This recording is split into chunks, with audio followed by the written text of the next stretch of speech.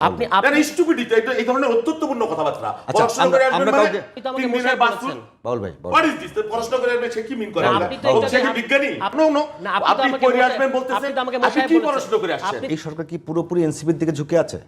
আচ্ছা, তার এবং আগে আমি আরেকটা একটা জিনিস বিষয়- বলি। হ্যাঁ, জি বলেন। আদর্শিকভাবে আপনাদের সঙ্গে বিএনপির নৈকট্য আছে, আচ্ছা, তার আগে বলি যে বিরোধটা কোথায়? রাজনীতিকে যদি আপনি চালাকিতে পর্যবেসিত করেন তাহলে যা হয় সেগুলো হচ্ছে আমার প্রিয় ভাইয়ের কথার মধ্যে আমি এগুলো পেলাম।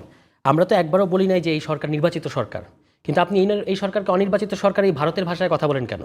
এই সরকারকে আদালতের ভাষা হচ্ছে যে এই সরকার হচ্ছে জনগণের ইচ্ছা দ্বারা সমর্থিত সরকার। যদি আপনি এই ব্যাপারটা না বোঝেন তাহলে আগে রাষ্ট্রবিজ্ঞান থেকে এই ব্যাপারটা বুঝে আসেন। না, আমার কোনো বলা লাগা নাই। জনগণের ইচ্ছা দ্বারা আপনি সমর্থিত সক্রেটিস, সরকার। প্লেটো, অ্যারিস্টটলের ভূমিকা পালন করেন এই কথা বলবেন না। নো নো না, আপনি তো আপনি আমাকে পড়ে মশাই- আসবেন বলতেছেন আপনি তো আমাকে আপনি মশাই কি বলেছেন। পড়াশোনা করে আসছেন? আপনি তো আমাকে হ্যাঁ, মশাই মূর্খের বলেছেন। মতো কথা বলেন এখানে। আপনি তো আমাকে 3 দিনের মশাই বাস্তুল বলেছেন। বাউল ভাই, হোয়াট ইজ দিস পড়াশোনা করে আসবে সে কি মিন করে না, আমরা? আপনি তো ও একটু সে কি আগে- বিজ্ঞানী? আপনি একটু আগে মশাই বললেন কেন বাউল ভাই, তাহলে? বাউল ভাই, বাউল ভাই। অবশ্যই মুশাই আচ্ছা, বলবো। আমি তাহলে আমিও তো বলবো পড়াশোনা কি আমি আপনাকে বলেছি? হ্যাঁ, তা কাকে বলছেন? আমি তো এটা What is বলেছি যে this? যারা এটা বোঝে তারা Please করবে। try to understand. আমরা তুষার ভাই, আমরা শুরু করি। বাউল ভাই। এই ধরনের অধ্যত্ত বেয়াদবি না, এগুলো না, করবেন আপনি না। একটু আগে বলেছেন। বেয়াদবি এগুলো করেন না। আপনি ব্রেক করেছেন ভাই। তুষার ভাই, আপনি নর্মস তুষার ভাই, আমরা- পড়াশোনা করে আসবে মানে আপনি কি পড়াশোনা করে আইছেন? না, না, আপনি কয় তো- দিনের আপনি- আপনার আপনি বয়স বসে- হয়েছে? বাউল ভাই। আমরা ঢাকা বিশ্ববিদ্যালয়ের ছাত্র ভাই, ছিলাম আমরাও। বয়সের কথা প্লিজ বলবেন এই কথা বলবেন না। রাজনীতি বয়স দিয়ে পড়াশোনার কথা বলবেন না। আপনি কি পড়াশোনা করে আইছেন? আপনি কি সক্রেটিস না অ্যারিস্টটল? না, সক্রেটিস অ্যারিস্টটল হওয়া লাগবে না। নরমাল জিনিস বাউল বুঝতে ভাই, হবে। ইসলামী। বাউল ভাই, আপনি স্টুপিডিটি এই ধরনের অত্যন্তপূর্ণ কথাবার্তা আচ্ছা, পড়াশোনা করে আসবেন আমরা মানে কাউকে- হোয়াট ইজ দিস? আমরা কাউরে ব্যক্তিগত আপনি কি আক্রমণ না মূর্খ? করি। আপনি মশাই বলবেন কেন? আমার একটা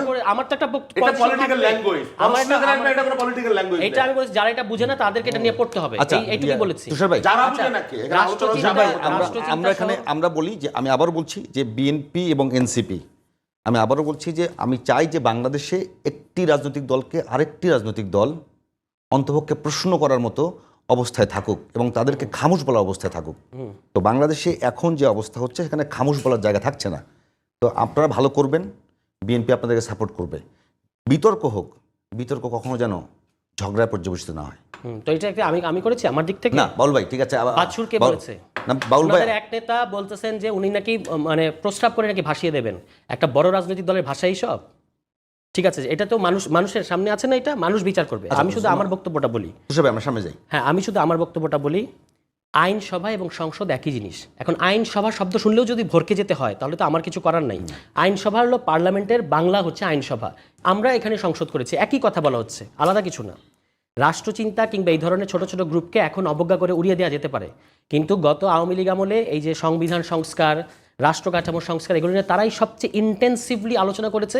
সেই আলোচনা থেকেই গণতন্ত্র মঞ্চ নামে একটা রাজনৈতিক জোটের আবির্ভাব ঘটেছে। সেটার সাথে বিএনপি মিলে আপনার এই যুগপৎ আন্দোলনে 31 দফা দিয়েছে। এটা ওই বিএনপির যে জহিরুদ্দিন মাহমুদ স্বপন সহ সংশ্লিষ্ট নেতারা এটা খুব ভালো করে জানেন।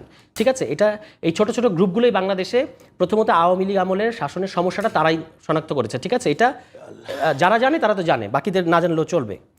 আমি বলেছি যে এই সরকারকে অনির্বাচিত সরকার বলে, এটা হচ্ছে ভারতের ল্যাঙ্গুয়েজ।